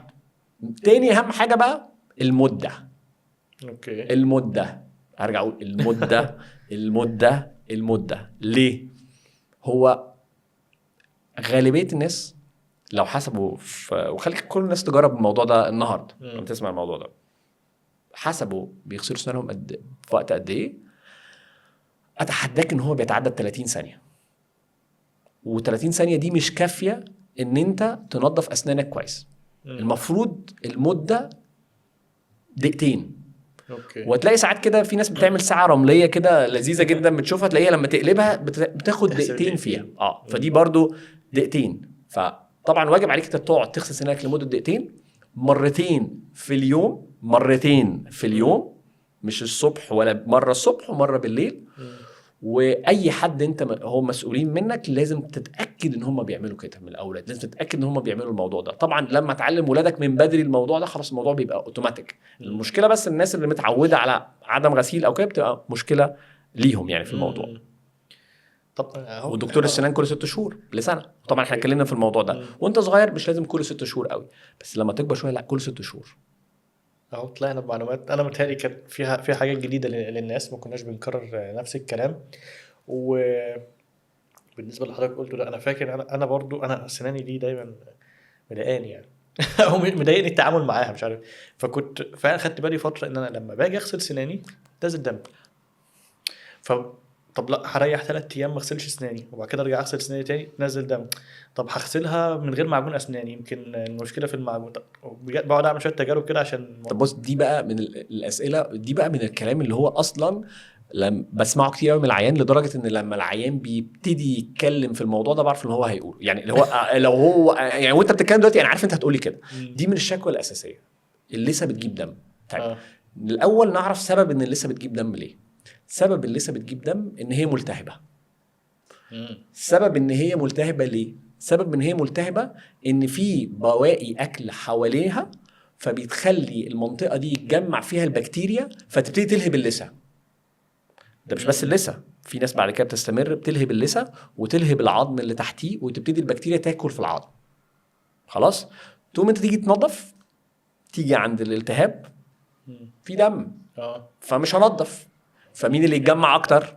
الاكل. فمين اللي يتجمع اكتر؟ البكتيريا. فمين اللي يلتهب اكتر؟ فاحنا واقفين في حلقه مفرغه. بواجه الموضوع ده بحاجه مهمه قوي، اكسر الحلقه. اكسرها بايه؟ تغسل الاسنان في المنطقه اللي بتنزل دم كتير. يعني انا عايزك لما تيجي بس بنفس الطريقه اللي انا بقول عليها، اللي فوق من فوق لتحت واللي تحت من تحت لفوق، تكسر بنفس الطريقه دي. اوعد كل واحد لو عمل الكلام ده في ظرف 3 ل4 ايام هتلاقي ان بيجي على المنطقه دي مفيش خلاص التهاب فيها. طبعا لو في جير او في اي حاجه لازم نكون منظفين جير طبعا كويس، بس انا قصدي لو مفيش جير ولسه ملتهبه وغسلت عندها قوي، كسرت الحلقه، قللت الاسنان اللي هي بواقي الاكل ان هي تتجمع، فنظفت المنطقه، خليت الالتهاب ده يعني ايه؟ عباره عن دم كتير في المنطقه وكده. كسرنا الموضوع ده كله وتبتدي اللثه بعد كده تهدى وتبتدي ترجع بقى للون اللثه الطبيعي اللي هو مدي على زهري البينك، مش الاحمر قوي ده معناه ان هو في التهاب، في دم كتير ففي التهاب. طيب احنا وقتنا بيقرب يخلص، بس انا كل ما اسال سؤال الاقي اجابه فعلا تفاجئني، اللي هو لا طب انا مش عايز، لا انا هكمل اسئله. لا طبعا تنور. فطب هل في نصايح للست الحامل بالذات بخصوص اسنانها؟ الست الحامل عندها مشكله ان بيبقى الهرمونات بتاعتها يعني بتبقى عاليه اثناء الحمل، فالهرمونات دي بتاثر على التهابات اللثه. خلي بالك، بتخلي الالتهاب اكتر، يعني بتخلي الالتهاب اكتر، بس لو هي بتغسل سنانها كويس مش هيبقى فيه التهاب. اوكي. فهي لازم تتحكم كويس عشان الالتهابات بتبقى اسهل. يعني الهرمونات دي بتخلي يقدر الدم يكتر في المنطقه دي والالتهاب يبقى اكتر، فنخلي بالنا كويس اكتر من العادي خصوصا في مرحله الحمل. طيب انا ما اعرفش ده السؤال اللي هيبقى خاص بالدكتور اسنان ولا حد تاني، بس انا خدت بالي ان بخصوص ريحه البق، ان لما بغسل لساني كمان مش بس اسناني، يعني بعد السنان اروح غاسل اللسان، يا اما بظهر الفرشه لو هي فيها خطوط، يا اما بالفرشه نفسها. الموضوع بيفرق جدا في ريحه البق. بيفرق جدا عشان في جزء كبير من ريحه الفم اللي هي بنسميها ريحه الفم الكريهه دي، على فكره هي 3/4 طبيعي، عشان بس يعني معظم الناس عندها الموضوع ده، الا في ناس بتبقى عندها مشاكل في المعده فهي بتطلع ريحه برضو مش مظبوطه. بس هي ريحه الفم الكريهه اول ما نصحى دي حاجه طبيعيه، من الناس ما تتخضش منها خالص، بس لو زادت خلي بالك ده معناها ان يعني في مشكله. طيب هو المشكله في ايه؟ المشكله وانت نايم ان اللعاب بتاعك بيقل، فقدرتك على التنظيف وما بتاكلش ما بتعملش اي حاجه، ثابت في الوضع بتاعك، فبقى ممكن يبقى فيه بكتيريا او فيه بواقي اكل، هي دي اللي بتبتدي تعمل لنا الريحه اللي مش مظبوطه. طبعا اول لما بنصحى بنغسل سناننا وكل حاجه الموضوع ايه بيتحل جدا. فطبعا في ساعات بكتيريا بتتجمع على اللسان، فبننظف برضو اللسان فيبتدي الريحه تقل في الموضوع ده. طب احنا كده قدمنا نصايح كويسه للمرضى العاديين، عكس ما كنت حضرتك متخيل ان احنا هنبقى بنكرر كلامنا. انا شايف ان الكلام كان مهم جدا. حابب اسال حضرتك، هل بقى في نصايح ممكن تقدمها للاجيال الجديده من الدكاتره؟ من الاجيال الجديده للدكاتره. طيب بص، يعني خلينا نتكلم، هو الاجيال الجديده للدكاتره طبعا هم دول اللي هيشيلوا الحمل بتاعنا بعد كده، وهم دول يعتبروا دلوقتي في مش هقول ولادي، هم اخواتي لسه احنا زي بعض قريبين من بعض. نصيحتي ليهم طبعا ان لازم يبقوا فاهمين ان هم مش داخلين زي ما انا كنت غلطان. انا فاكر انا داخل على حاجه سهله، هي مش سهله، هي محتاج لازم تبقى مركز، ولازم تبقى عندك القدره اللي انت تعمل مجهود. ولو مش هتعمل مجهود انا بقولك ما تكملش في هذا المجال.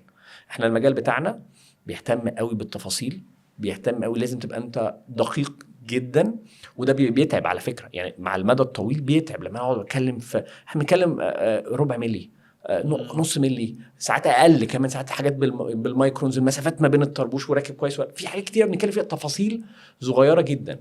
لو انت مش من النوع المهتم بالتفاصيل دي، لا انا بقول لك يعني ما لازم تغير المجال. والصبر.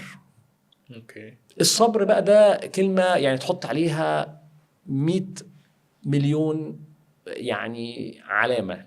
ليه الصبر؟ لازم الخبرة الشغل مش بس خبرة ايدك، خبرة الشغل في ايدك، في تعاملك مع العيان، في كمان تعاملك مع المشاكل اللي ممكن تحصل اثناء الشغل. ما ينفعش تبقى انت شغال في حاجة مش مقدر ال الحاجات الكومبليكيشنز او المتاعب اللي ممكن تحصل، ودي ممكن تحصل لاي حد وما تعرفش تواجهها، هتعمل ايه؟ فلازم تبقى انت عندك لما تيجي تشتغل اي حاجة، لازم تبقى انت عامل حساب لو حصل اي متاعب في الموضوع ده تعرف تعالجها على طول ازاي. ده مهم قوي. ده بياخد وقت، بياخد وقت كتير، بياخد وقت كتير. احنا شغلانتنا لازم الاول تبقى متعلم كويس قوي، بتذاكر كويس قوي، بس مش دي المرحلة، دي مرحلة. المرحلة التانية بتكمل دراسة، بس المرحلة التانية انت بتبتدي يعني تشرب الصنعة. عارف ايه؟ تشرب الصنعة، تشوف ازاي بتتعامل، ازاي لازم في الاول وفي الاخر هي صنعة، هي صنعة. انا بعمل حاجة بايدي، حاجة ممكن حشوة تقعد اسبوع وحشوة تقعد سنين زي الحشوة اللي عندك.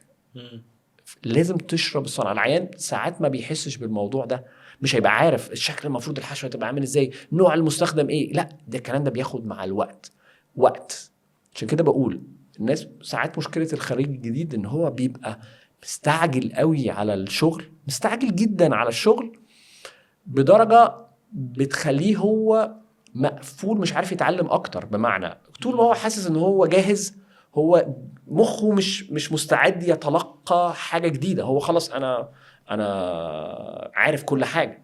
لا بالعكس، انا لحد دلوقتي بتعلم، انا لحد دلوقتي هفضل اتعلم. هو ده اجراء لازم الدكتور، اي دكتور على فكرة، مش طب اسنان بس، هتفضل دي مرحلة مستمرة من العلام. احساسك ان انت عرفت كل حاجة وقفلت الموضوع ده بداية الفشل بتاعك. صح. يعني دي حاجة مهمة جدا. فأنا بقول لازم يصبروا سنة وسنتين وثلاثة، ويعملوا برضو دراسات. يعني إحنا لازم نعمل دراسات، ماجستير، دكتوراه. الحاجات دي طبعا دكتوراه اللي بيكمل في السلك التعليمي، بس أنا بتكلم على ماجستير تخصص. في دلوقتي شهادات تخصصية، لو أنت مالكش قوي في التعليم ومش عايز تعمل رسالة ومش عايز تعمل أي حاجة، تاخد شهادة تخصصية تبقى أنت شغال بيها. ما تحاولش تجرب في العيانين بتوعك، ما تحاولش تجرب في العينين بتوعك. يعني دي مفهومه، يعني المجال بتاعنا انت فاهم انا بنتكلم في ايه. العين مش هيبقى فاهم، بس انا قصدي ما تجربش في العين حاجه انت مش عارف حدودها عامل ازاي، ما ينفعش. لازم تكون حاجات انت متمرن عليها. لحسن الحظ دلوقتي الموضوع بقى اسهل، العلم بقى اسهل، بقى في حاجات تقدر تتعلم بيها، في حاجات انت نسيتها مثلا تقدر تسترجعها تاني. زمان ما كانش الموضوع ده ممكن. دلوقتي انت ممكن وانت قاعد تفتح اليوتيوب عادي خالص، ماده جديده ده الشركه بتقول تستخدمها ازاي، وتروح انت تبص على ما فيهاش مشكله، تقدر تتعلمها. يعني فاهم انا بكلمك في ايه. فانت هو مرحله من التعلم والصبر، ما تجربش في العين.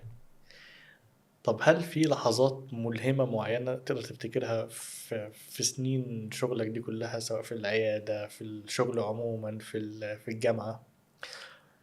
بص يعني الأكتر مراحل يعني حاجات مهمة بالنسبة لي هي بتبقى إن أنا أشوف التأثير الشغل اللي أنا عملته على المريض. ده أكتر حاجة بتديلي طاقة. يعني لما أحس إن أنا حقيقي غيرت، أنا المريض مبسوط، المريض ما كانش بيعرف يأكل بقى بيأكل، طفل كان شكل سنه وحش قوي دلوقتي جاي لي بيتبسط، اهله بيقولوا لي ده اتاثر قوي شخصيته. دي الحاجات اللي بتدي للواحد طاقه مستمره في الموضوع ده. فهو ده اهم حاجه.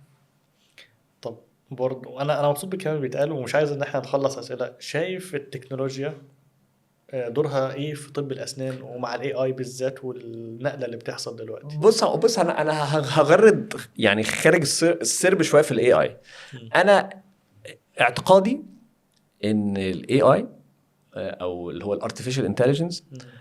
اتى يعني ليبرز اهميه الصنعه مش العكس. اوكي، ازاي؟ يعني في الاخر خالص هنرجع نقول ان هيتم تعويض شغلانات كتيره قوي باستخدام الاي اي، مم. بس صعب قوي يبدلوا الصنعه. اكيد. يعني دي مم. حاجه، يعني فاهم انا قصدي. فانا مش قلقان من الاي اي خالص، بالعكس. وهقدر استخدمه في المجال اللي انا يقدر يساعدني في شغلي.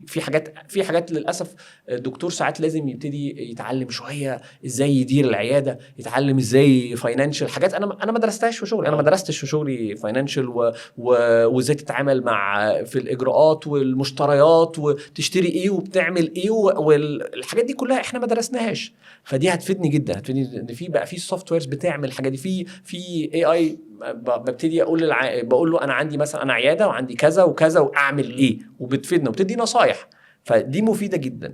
بس في الاخر الايد في الاخر هترجع للايد. صح. يعني حضرتك اصلا اتكلمت دلوقتي في حاجه ما بتجيش في دماغ العيان، وهو هو فاكرك دكتور بس مش عارف ان في مشتريات وفي اداره وفي حوارات كتير خالص مقابل الخدمه اللي هو بياخدها في الاخر دي. بص، يعني انا لو اطول من ان انا ابقى دكتور بس ما اعملش اي حاجه نفسك بالحدق، يا ريت.